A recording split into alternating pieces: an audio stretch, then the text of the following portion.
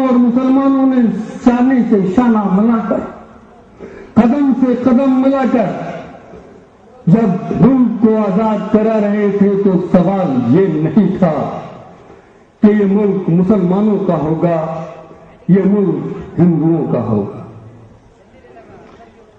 میں وہ تاریخ کے اوراق آپ کو پڑھ کر سنا جانا چاہتا ہوں جن میں واضح الفاظ میں یہ درج ہے، اور اگر آپ اس کو ذہن نشین کر لیں اور پھر کوئی آپ سے سوال کرے کہ تمہیں تمہارا ملک مل چکا ہے تو اسے آپ جواب دے سکیں کہ انگریزوں کی جنگ، کانگریس میں سیاسی پارٹی کی بات نہیں کر رہا ہوں، انگریزوں سے جنگ لڑنے کے لیے جس جماعت کو قائم کیا گیا تھا وہ کانگریس تھی، اس میں ہندو بھی تھے، اس میں مسلمان بھی تھے۔ کیا ضرورت تھی 1901 میں ہندو مہاسبھا قائم کرنے کی؟ آزادی سے 47 برس قبل وہ ذہنیت اس ملک میں جنم لے چکی تھی، وہ ذہنیت پیدا ہو چکی تھی جو ایک فرقہ وارانہ سوچ پر مبنی تھی، جو ہندوستان کو امن کا گہوارہ نہیں رہنے دینا چاہتی تھی، جو ہندوستان کو ہندو اور مسلمانوں کی محبت کے لیے جانے جانا والا ملک قرار نہیں دینا چاہتی تھی۔ ایک مخصوص تنگ ذہنیت کے لوگوں نے ہندو مہاسبھا کا قیام کیا تھا 1901 میں، اور جب اس سے 6 ایڈیویشن ہو چکے تھے تب 1906 میں مسلم لیگ کا جنم ہوا تھا۔ یہ رد عمل تھا ہندو مہاسبھا کے جواب میں مسلم لیگ کا جنم۔ میں کنڈیم کرتا ہوں اس سوچ کو بھی جس نے ہندو مہاسبھا کو جنم دیا، میں کنڈیم کرتا ہوں اس سوچ کو بھی جس نے مسلم لیگ کو جنم دیا، مگر میں یہ واضح کر دینا چاہتا ہوں کہ جو 1901 میں ہندو مہاسبھا بنی تھی اور جو 1906 میں مسلم لیگ بنی تھی، دونوں کا منصوبہ ایک تھا، دونوں کی ذہنیت ایک تھی۔ 14 اگست کو جب یہ طے ہو گیا کہ ملک انگریزوں کی غلامی سے آزاد ہو چکا ہے، جب یہ طے ہو گیا کہ ملک کو چلنا ہے ڈیموکریٹک پیٹرن پر، جمہوری قدروں پر، جہاں ووٹ کے ذریعے فیصلہ ہوگا کہ اس ملک پر حکومت کون کرے گا، اسی وقت آزادی کے مسیحا موہن داس کرم چند گاندھی کے کانوں تک آواز پہنچی کہ 3 لوگ ہیں جو اس ملک پر حکومت کرنا چاہتے ہیں۔ پنڈت جواہر لال نہرو اس ملک پر حکومت کرنا چاہتے ہیں، سردار پٹیل اس ملک پر حکومت کرنا چاہتے ہیں، محمد علی جناح بھی اس ملک پر حکومت کرنا چاہتے ہیں۔ تینوں بیرسٹر ہیں، تینوں بہترین انگریزی جانتے ہیں، تینوں بہترین مقرر ہیں، تینوں انگریزوں کے نزدیک ہیں، تینوں کا عوام پر اچھا اثر ہے۔ فیصلہ کرنا آسان نہیں ہے کسے ہندوستان کا وزیر اعظم منتخب کیا جائے۔ تاریخ کے اوراق پڑھ کر سنا رہا ہوں، موہن داس کرم چند گاندھی نے اسی وقت منسوخ کیا سردار پٹیل کا نام اور کہا پنڈت جواہر لال نہرو اور محمد علی جناح باری باری سے اس ملک پر حکومت کر لیں۔ اگر یہ فیصلہ منظور ہوتا تینوں کو، یہ ملک نہیں بٹتا، فیصلہ نامنظور تھا۔ ایک مخصوص ذہنیت کے لوگ ایک ایسی دعوے داری کو ہمیشہ کے لیے ختم کر دینا چاہتے تھے۔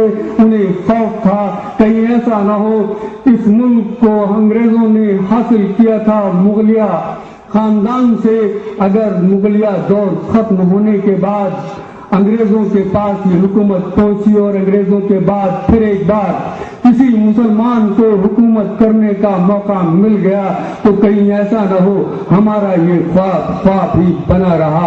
اس لیے زمین کا ایک چھوٹا سا ٹکڑا دے کر ہمیشہ کے لیے صرف محمد علی جناح کی نہیں مسلمانوں کی دعوے داری کو ختم کیا گیا تھا۔ یہ وہ خواب تھا جس کی تعبیر میں آج یدورپا اس ریاست پر حکومت کر رہے ہیں، ورنہ یہ زمین ٹیپو سلطان کی تھی جس نے انگریزوں سے اس ملک کو حاصل کرنے کی داغ بیل ڈالی تھی۔ یہی وہ خواب تھا سردار پٹیل کا، یہی خواب تھا 1901 میں جنگ لینے والی مہاسبھا کا، یہی وہ ذہنیت تھی جس نے اس ملک کو 2 ٹکڑوں میں بانٹا، یہی وہ منصوبہ تھا جس نے مسلمانوں کو تقسیم وطن کا داغدار قرار دیا، ذمہ دار قرار دیا۔ میں بآواز بلند یہ کہنا چاہتا ہوں کہ دنیا کی زمین پر ہندوستان کا مسلمان وہ واحد قوم ہے جسے اپنی پسند سے اپنے ملک کا انتخاب کرنے کا موقع ملا۔ جو جس زمین پر پیدا ہوتا ہے اس کا شہری کہلاتا ہے۔ 14 اگست 1947 کو ہندوستان کے مسلمان کے پاس یہ موقع تھا، چاہتا تو محمد علی جناح کے بنائے ہوئے پاکستان میں شفٹ ہو جاتا، منتقل ہو جاتا، چاہتا تو فیصلہ کر لیتا ہندوستان میں رہ جانے کا۔ ہم نے سیکولرزم پر بھروسہ کیا، ہم نے پاکستان کے مقابلے ہندوستان پر فوقیت دی، ہم نے محمد علی جناح کا نہیں پنڈت جواہر لال نہرو کا انتخاب کیا۔ آج بھی جسے 54% ووٹ ملتے ہیں اس کی رائے کو تسلیم کیا جاتا ہے، جسے 49% ووٹ ملتے ہیں اس کی رائے کو رد کر دیا جاتا ہے۔ دستور کے مطابق، الیکشن پالیسی کے مطابق اگر 51% مسلمانوں نے اس وقت بھی ہندوستان میں رہ جانے کا فیصلہ کیا تو ان کا ووٹ ہندوستان کے حق میں تھا، پاکستان کے حق میں نہیں۔ ہندوستان ان کا ملک ہے، وہ برابر کے شہری ہیں، کسی کو یہ خاطر نہیں۔ دراصل یہ سازش تھی، یہ چال تھی تاکہ مسلمان سر جھکا کر رہیں، ہمیشہ احساس جرم میں رہیں کہ ہمیں ہمارے حصے کا ملک مل چکا ہے، ہمیں اس ملک میں دوسرے درجے کا شہری رہنا قبول ہے، تو سر جھکا کر رہے۔ عزیز برنی نے کچھ نہیں کیا، روزنامہ راشٹریہ سہارا نے کچھ نہیں کیا سوائے اس کے کہ سچائی کو سامنے رکھا کہ نہیں، ملک کی تقسیم کی وجہ مسلمان نہیں، تمہاری سیاست ہے۔ ہندوستان میں دہشت گردی سے جوڑا گیا کشمیر کو، ایک سوچی سمجھی سازش، ایک منصوبہ بندی کے تحت۔ میں پہلے بھی کہتا رہا ہوں، آج شموگا کی زمین پر کھڑے ہو کر پھر کہہ رہا ہوں، میرے جو ساتھی دوست یہاں تشریف فرما ہے، قلم بند کر لیں میرے جملے کو، ریکارڈ کر لیں اپنے ٹیلی ویژن چینلز کے لیے۔ ہندوستان کی زمین پر ہندوستان سے محبت کرنے والا اگر سب سے زیادہ کوئی شہری ہے تو وہ کشمیری ہے، وہ کشمیری ہے۔ پھر میں حوالہ پیش کروں گا تاریخ کا۔ جس وقت ملک 2 ٹکڑوں میں بٹ رہا تھا، کشمیر اس وقت بھی سرحدی صوبہ تھا، مسلمانوں کی اکثریت وہاں رہتی تھی، تقسیم کی بنیاد تھی 2 قومی نظریہ، ہندوؤں کے لیے الگ ملک، مسلمانوں کے لیے الگ ملک۔ اگر یہی سچ تھا تو سرحدی صوبہ جہاں مسلمانوں کی اکثریت تھی اس کے پاس موقع تھا اسی وقت یہ فیصلہ کر لینے کا کہ یا تو پاکستان میں شمولیت اختیار کر لے یا اپنے لیے ایک علیحدہ ریاست کی ڈیمانڈ کو تسلیم کرا لے۔ اگر اس نے پاکستان کے ساتھ اگر جانے کا فیصلہ نہیں کیا، ایک الگ ریاست کے طور پر آزاد ملک کی حیثیت کو اسی دن تسلیم نہیں کرایا تو اسے اعتبار تھا ہندوستان پر، اسے پسند تھا ہندوستان، وہ ہندوستان کے ساتھ رہنا چاہتا تھا۔ وہ یہ کہ ہندوستان کشمیر کے عوام کی دفاع کی ذمہ داری قبول کرے گا۔ फॉरेन पॉलिसी के मामले में हिंदुस्तान के दस्तूर को तस्लीम किया जाएगा, सिक्का हिंदुस्तान का चलेगा, कश्मीर के चीफ मिनिस्टर को प्राइम मिनिस्टर का दर्जा दिया जाएगा और सदर रियासत का दर्जा गवर्नर के पास होगा। महाराजा हरि सिंह जो उस वक्त वहां के सदर रियासत तय किए गए, शेख मोहम्मद अब्दुल्ला को हिंदुस्तान की तारीख में कश्मीर का पहला प्राइम मिनिस्टर कबूल किया गया। ये वही महाराजा हरि सिंह थे जो कश्मीर अक्सरियती मुसलमानों की रियासत थी, उस पर हुकूमत कर रहे थे और 1936 में उन्होंने मुसलमानों पर जुल्म किया था। इसके बावजूद 1947 में हरि सिंह को बर्दाश्त करना पसंद किया ताकि हिंदुस्तान के साथ रह सके। मोहम्मद अली जिन्ना को पसंद नहीं किया। और भी अगर सबूत चाहिए तो मौलाना अबुल कलाम आजाद की किताब उठाकर पढ़ें, इंडिया विंस फ्रीडम, जो हिंदुस्तान की आजादी के बाद पहले वजीर तालीम थे और उस वक्त जब सरदार पटेल होम मिनिस्टर थे। उन्होंने अपनी किताब इंडिया विंस फ्रीडम में लिखा है कि तक़सीम वतन का दौर वो दौर था जब पाकिस्तान की तरफ से, पाकिस्तान के पंजाब से आने वाली रेलगाड़ियों में हिंदुओं की लाशें होती थी और दिल्ली की गलियों में मुसलमानों को कुत्ते और बिल्लियों की तरह काट कर फेंक दिया गया। कोई तारीख बताए क्या 1947 में उसी तरह कश्मीरी पंडितों और डोगराओं का कत्ल किया गया जिस तरह दिलेशान हो। 15 अगस्त 1947 तक़सीम वतन के वाक़यात को दर्ज किया मौलाना अबुल कलाम आजाद ने अपनी किताब इंडिया विंस फ्रीडम में। कोई तारीख नहीं बताती कि अक्सरियती मुसलमानों का सूबा उस वक्त इस तरह के कत्ल गारदगी में मुलव्वस था। कश्मीरी पंडित और कश्मीरी डोगरा महफूज रहे जब हिंदुस्तान में खून के दरिया बहाए जा रहे। एक और दौर देखा हिंदुस्तान की आंखों ने 6 दिसंबर 1992 बाबरी मस्जिद की शहादत के बाद फिर एक बार मुल्क दो कौमी नजरिए में बटा नजर आया। हिंदू और मुसलमान दोनों एक दूसरे की खून के प्यासे नजर आने लगे। मुख्तलिफ मकामात पर फिरका वाराना फसादात हुए। बताएं क्या कश्मीर में जहां मुसलमानों की अक्सरियत थी हिंदुओं का उसी तरह कत्ल किया गया? अगर नहीं तो फिर किस बुनियाद पर हम उन्हें दहशतगर्द कहते हैं, अलग की पसंद कहते हैं?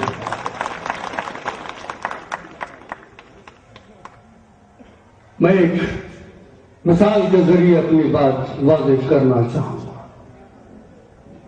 आज हमने कश्मीर के नौजवानों को दहशत गर्दाते हैं। जब तक हम कहते रहेंगे कश्मीर हमारा है, कश्मीर हमारा है, मसला हल नहीं होगा। जब हम कहेंगे कश्मीरी हमारा है, कश्मीरी हमारा है, सिर्फ जमीन ही नहीं इस जमीन पर रहने वाला हमारा है, मसला हल होगा। जिस तरह हमने कश्मीर को एक साजिश के तहत दहशतगर्द डिक्लेयर किया, ये एक मंसूबाबंद साजिश है ताकि मुसलमानों के चेहरे को दहशतगर्द का चेहरा बनाकर पेश किया जाए, मुसलमानों के अक्सरियती इलाकों को अलहदगी पसंद ज़हनियत से जोड़ा जाए। ठीक वही हिकमत अमली जो दुनिया की सबसे बड़ी ताकत अमेरिका अपना रहा है। CIA जिसे दुनिया के चप्पे चप्पे में होने वाले वाकयात का इल्म रहता है, उसके अपने मुल्क में इतनी बड़ी दहशतगर्दाना साजिश रची जा रही थी जिसमें कई हजार लोगों की हलाकतें मुमकिन थी। जिस दहशतगर्दाना हमले के बाद अमेरिका अपने आप को पूरी दुनिया के सामने मजलूम बनाकर पेश करने के लिए मजबूर होने जा रहा था। जिस साजिश का हादसे के महज 10 मिनट के अंदर पूरे मुल्क को इल्म हो जाता है, उसका कोई इल्म नहीं था। CIA को उसकी कोई जानकारी नहीं थी अमेरिका के उस वक्त के प्रेसिडेंट जॉर्ज वॉकर बुश को। आज जो लोग इंटरनेट पर सर्फिंग करते हैं, अमेरिका और इजराइल से 9/11 के ताल्लुक से आने वाली खबरों को, तज्जियात को, रिपोर्ट्स को स्टडी कर सकते हैं, पढ़ सकते हैं। मैंने अपने कॉलम में 9/11 का सच उन्वान से रोजनामा राष्ट्रीय सहारा में 1 महीने तक मुतवातिर शाया किया। आज भी मेरी वेबसाइट azizbarni.com पर ये तमाम किताबें और ये तमाम औराक पढ़े जा सकते हैं। चंद जुमलों में, चंद मिनटों में मैं इस वाक़े को सामने रखना चाहता हूं, इसलिए कि हमारे 2 मुल्क तबाह हो चुके हैं इस 9/11 के हमले के बाद, और तीसरा मुसलमानों का मुल्क पाकिस्तान तबाही के दहाने पर है। मिस्र, लीबिया, बहरीन अमेरिकी शिकंजे में जा रहे हैं। ईरान को तबाह बर्बाद करने की साजिशें मुसलसल जारी हैं। सीरिया की गुलामी उन्हें दरकार है। जॉर्डन को उन्होंने एक अमेरिकन कॉलोनी की शक्ल में ढाल दिया है। इसलिए मुझे जरूरी लगता है कि मैं 9/11 के वाक़े पर रोशनी डालूं और आपको गोशगुजार कर दूं कि वर्ल्ड ट्रेड टावर की ये इमारतें, मैंने अमेरिका की रियासत न्यूयॉर्क के शहर मैनहट्टन में खुद उस मकाम पर जाकर देखा है जहां ये 2 इमारतें थी। 1 किलोमीटर के दायरे में 50 उतनी ही बुलंद इमारतें आज भी वहां मौजूद हैं। ये माइक मेरे सामने है। मैं फिर एक मिसाल के तौर पर आपकी तवज्जो इस तरफ दिलाना चाहता हूं।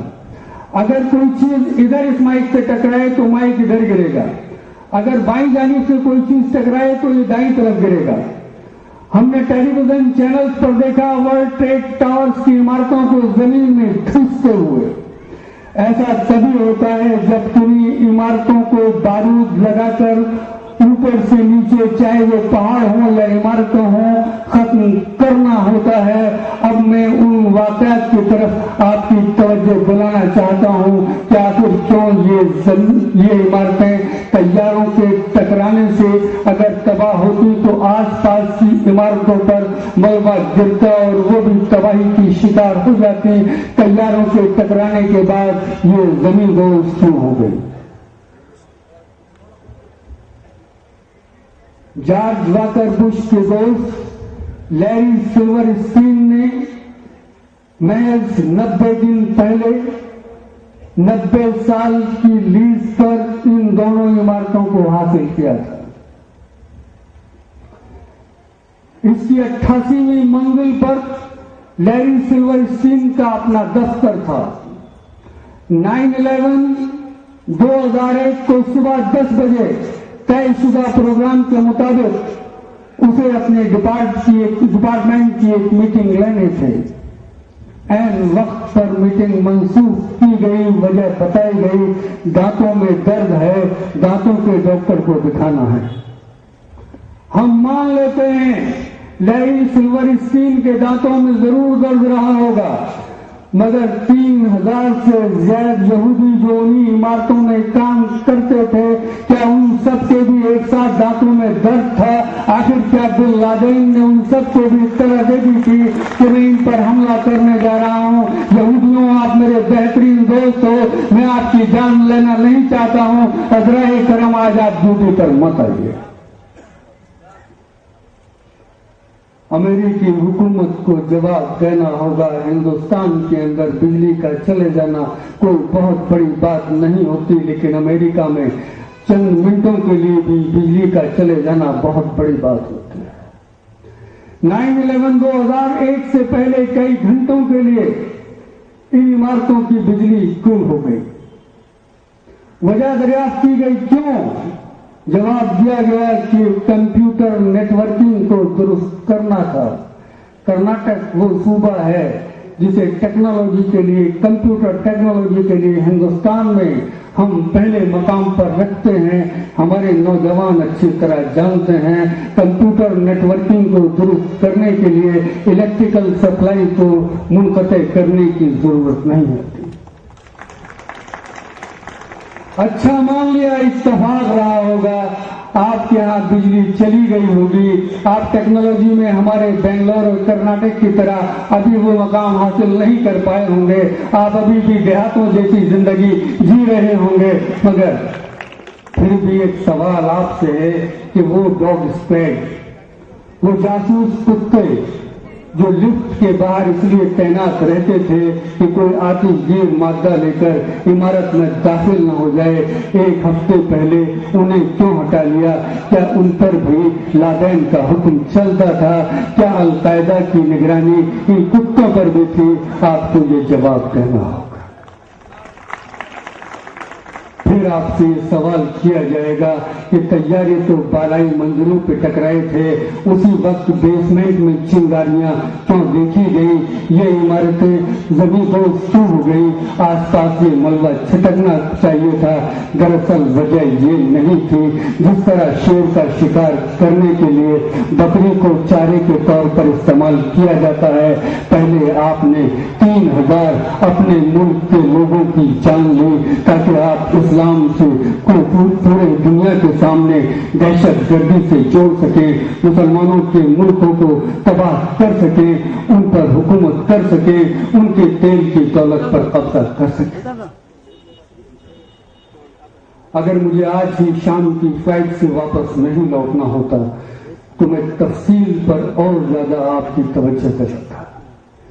दरअसल 1991 काहिरा में वर्ल्ड अरब लीग कॉन्फ्रेंस में तकरीर करते हुए सद्दाम हुसैन ने कहा था, अगर हम अरब मुत्तहिद हो जाएं, हमारी जमीन पर मिलने वाले पेट्रोल को परवरदिगारे आलम का अतिया तस्लीम कर लें, इसे औरतों की मंडियां लगाने पर खर्च न करें, इसे अपने अय्याशी के लिए इस्तेमाल न करें, अगर हम अपने पेट्रोल पर उसी तरह हक रखें जिस तरह एक किसान को अपने गल्ले पर हक होता है, किसान की मर्जी होती है कि वो अपना गल्ला किसको फरोख्त करे, किस सिक्के में फरोख्त करे, हमें ये हक हासिल होना चाहिए हम अपना पेट्रोल किसे बेचें। हमें यह हक हासिल होना चाहिए कि हम पेट्रोल को दीनार में बेचेंगे, डॉलर में बेचेंगे, पाउंड में बेचेंगे।